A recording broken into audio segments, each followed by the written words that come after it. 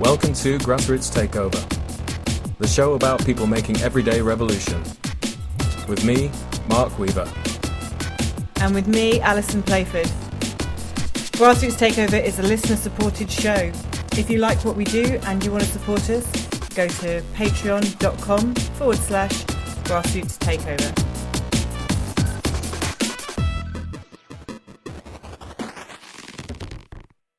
Welcome to all of the people listening, to everybody out there wanting to change the world. Welcome to Grassroots Takeover with me and Ali. Say hello, Ali. Hi. It's the 27th of January, and if you don't know what the significance of that day is, Holocaust Memorial Day.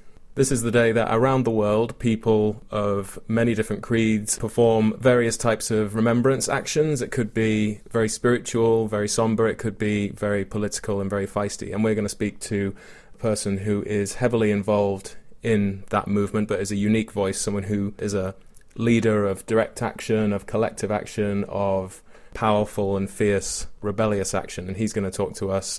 His name's Dan Glass, and Ali's had a chat to him, so we'll put him on.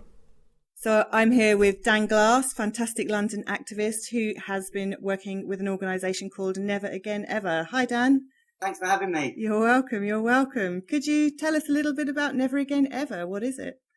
Yeah, Never Again Ever was set up last year because last year was the 70th anniversary of the official end of the Nazi Holocaust by Holocaust survivors and descendants of Holocaust survivors as well as other allies. To not just look at the Holocaust in history, but look what it means today. The kind of mantra that we work on is memorialization without action is part of the problem. Obviously, the Holocaust isn't happening now, but the infrastructure that enables it to happen still exists. And there's many examples like racist border policies, racist detention centres, racist stop and search, forced removal of Roma migrant communities. Obviously, the migrant crisis at the moment has so many parallels from what we can learn from history and how we can treat other people today. So we've been doing loads of events over the last year, and we had one the other day. Some of our most significant ones were the Beyond UKIP Cabaret. We were involved in that. Yep. UKIP being a fine modern day example of fascism. And along with many other great groups, we invaded their pub last March with all different groups affected by their prejudice to show them that there's nothing to be scared about diversity. And obviously he was scared because he ran away. And then we've been doing events on different anniversaries related to different communities who were affected by the Holocaust and looking at the lived realities for that community today. So we did an event for LGBT victims, looking at LGBT equality today. We've been working with different Roma groups against forced removal of Roma communities. And just the other day, on Monday, we took loads of shoes outside the Home Office to make a parallel between the iconic images of shoes and glasses and bags and hair outside the concentration camps, outside the gas chambers, and the children and the people who are dying in the Mediterranean because they're not, because of their fight to try and get to the UK, because of the wars that Britain and other countries are starting in the first place, which is why people are trying to get here. So it was really beautiful action to pull together the anniversary of the Holocaust in taking action today. Because for me, my grandparents were Holocaust survivors, and I was instilled at such a young age that if you have the privilege to take action to stop other people being exploited, you should do. And I wouldn't be able to live with myself if I didn't. So it was a really incredible action the other day. And from that, lots of different groups have come together to work out how we can support different migrant communities, different people to be welcomed wholeheartedly into the UK. That is fantastic. So you're using the experience of having come from a family with knowledge of the Holocaust, of experience of the Holocaust, and that community of survivors and allies to support the people that are facing similar difficulties and struggles in the world today. Definitely. I mean, it was so dominant in my and my sister's childhood. Often Nazi Holocaust survivors and or war survivors, they speak to their grandchildren first before they speak to their children because they try and protect their children. So it's only later in life that their stories come out. And I remember when I was like 12 coming home from school and hearing my grandmother, who lived closest to me in London, hearing her stories of survival first. And it's obviously such a shocking thing to hear. And, you know, it's very deep in my psychology. And so it's using that history to look at the meaning of it today, but not just very much not in terms of a historical context, but what it means today, and also what ordinary people can do to resist fascism. We don't hear by any means near enough the stories of resistance. My grandparents only survived because people risked their lives to hide my German grandmother, to get my German grandfather on the train from Berlin over to the UK.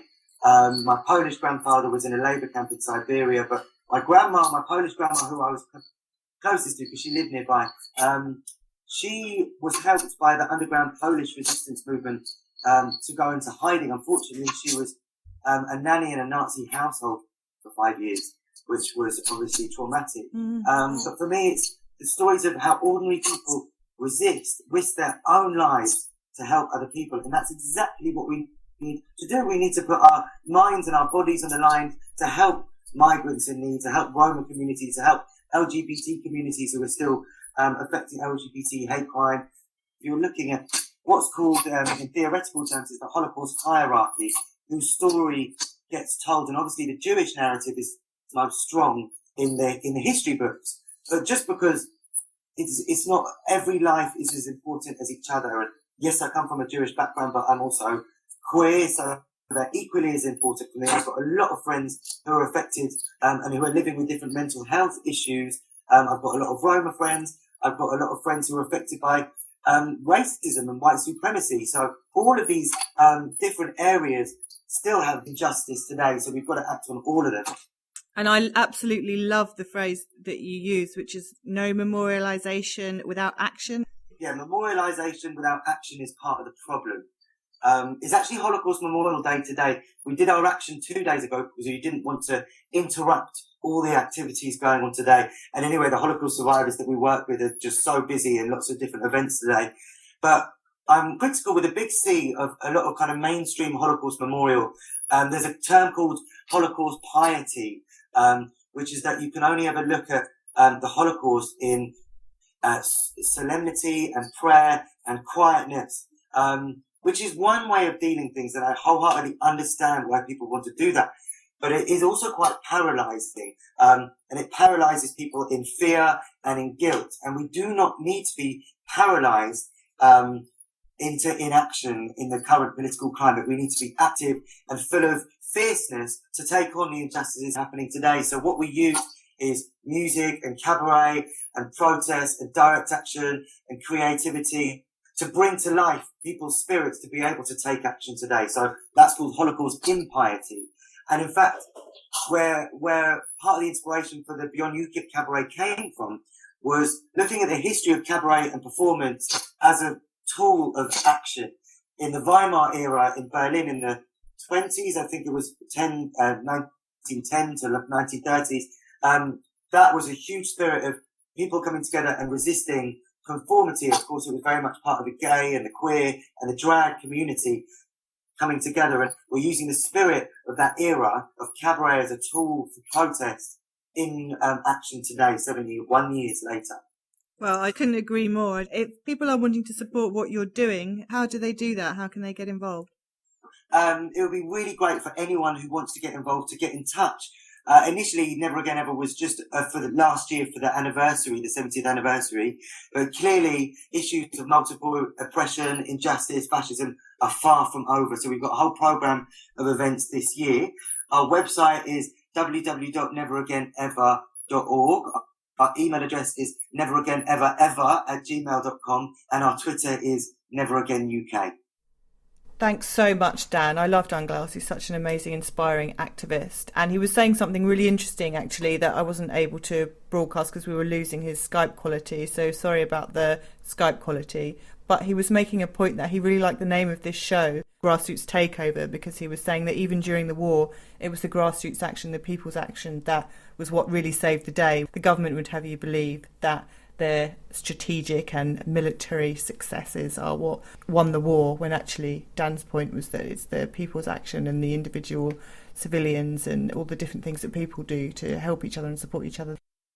Thanks for listening to Grassroots Takeover. Grassroots Takeover is a listener-supported show. If you like what we do and you'd like to support us, go to patreon.com/Grassroots Takeover, and we'll include that link in the description of this show, as well as the link to Never Again Ever. Thanks for listening.